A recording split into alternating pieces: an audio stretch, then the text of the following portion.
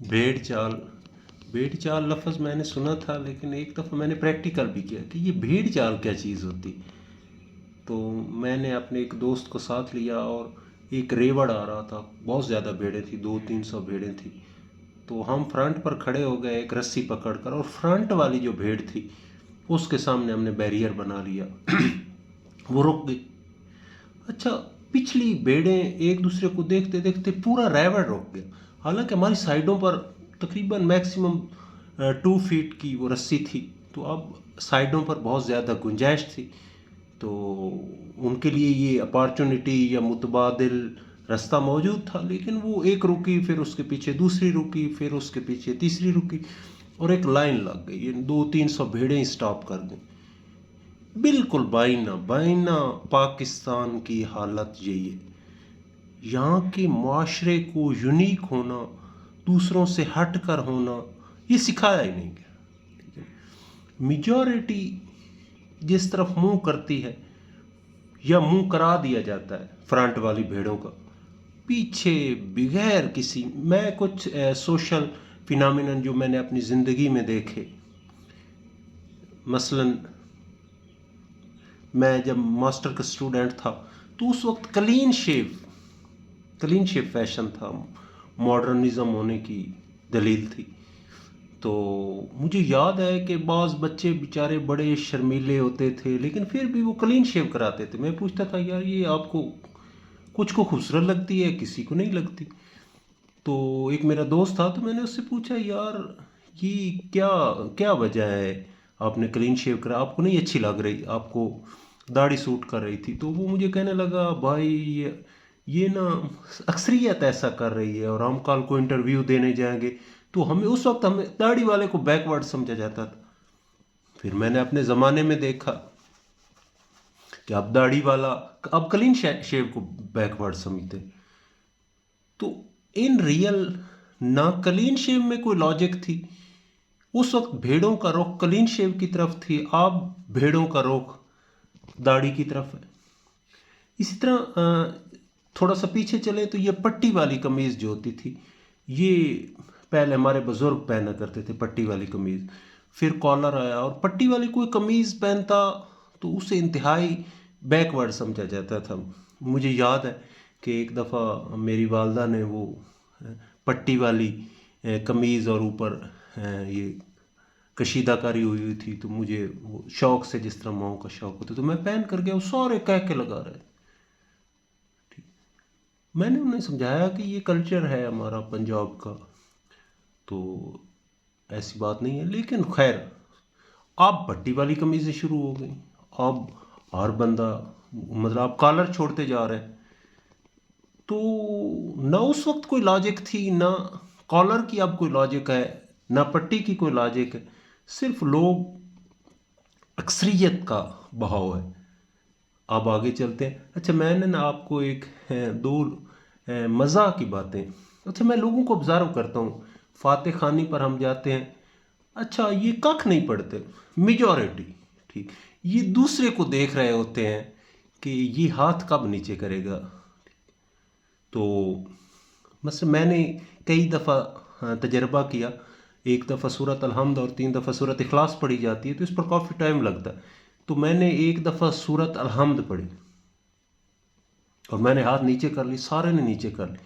मैंने साथ वाले से पूछा, भाई आपने तो मैंने तो सिर्फ सूरत अलहम्द पढ़ी है।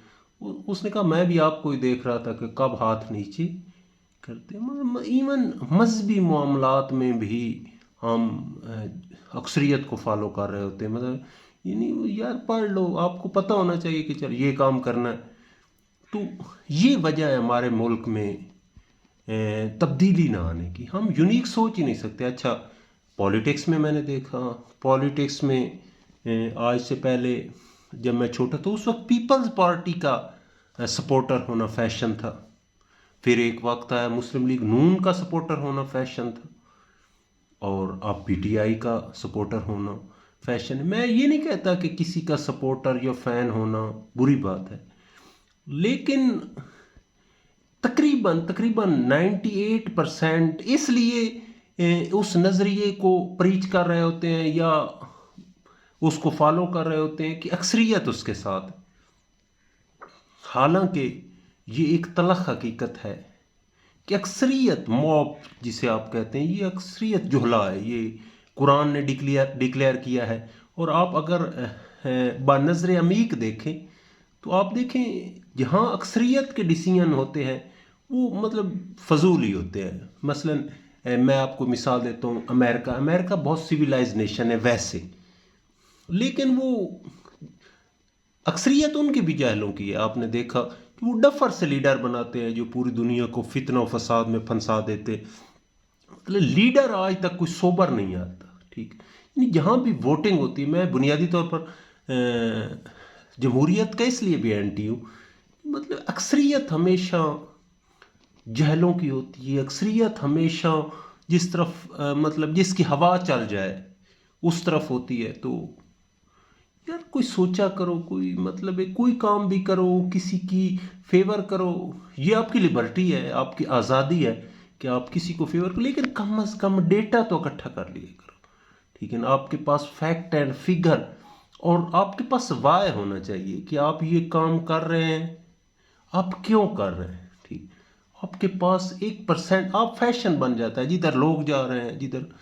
اسی طرح مثلا ڈریس ہے تو آپ دیکھیں کہ مجھے کون سا سوٹ کرتا ہے، مجھے کون سا خوبصورت لگتا ہے. باقی معاملات بھی اسی طرح ہیں.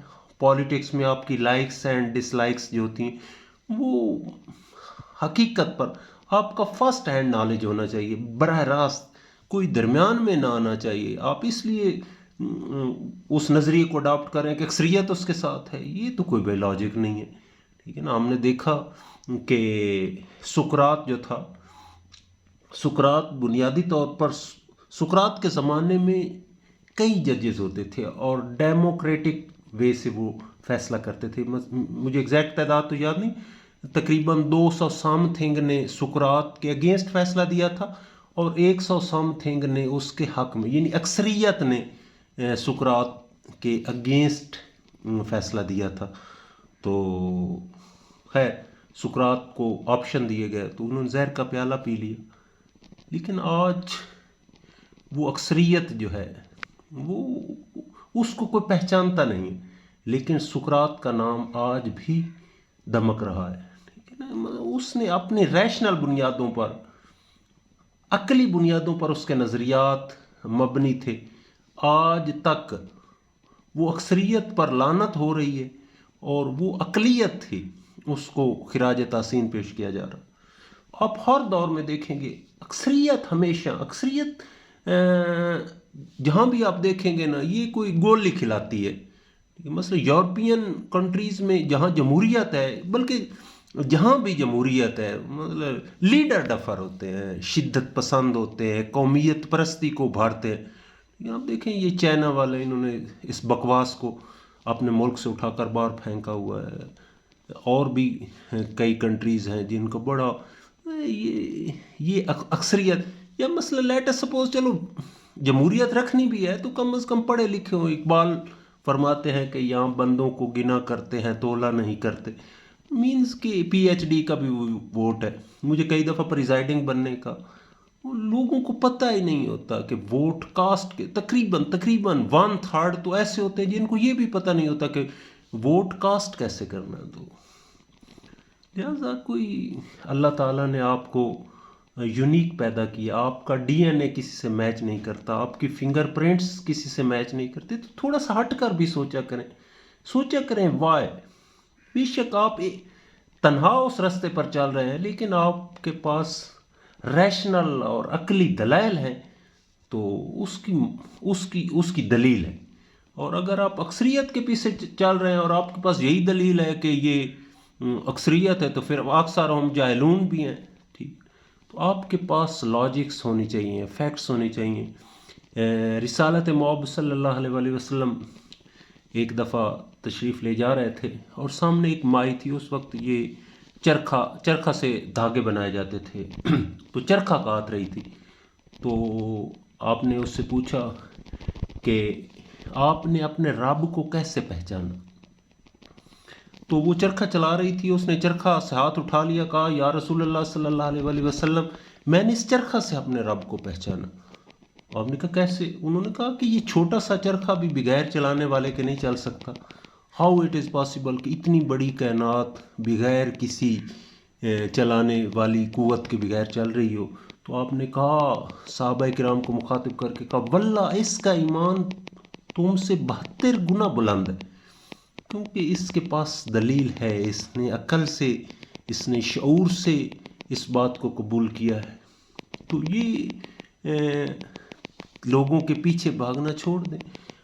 بلکہ وہ ایمرسن تو کہتا ہے کہ امیٹیشن از سوئسائڈ، کسی کی نقل کرنا، کسی کی کاپی کرنا یہ خودکشی ہے. میں اس کو کہتا ہوں کہ یہ اللہ کی تخلیق سے بغاوت ہے. اللہ آپ کو دوسروں سے نمایاں کرنا چاہتا ہے، دوسروں سے اس نے ڈیفرنٹ بنایا، اور اللہ چاہتا ہے، اللہ کا پلان ہے کہ آپ دوسروں سے ڈیفرنٹ بیہیو کریں. ہاں سملیرٹی آ سکتی ہے، لیکن جو آپ کام کر رہے ہو ہر کی آپ کے پاس لاجک ہونی چاہیے، اور یہ کبھی لاجک نہیں ہونی چاہیے کہ اکثریت اس کے پیچھے.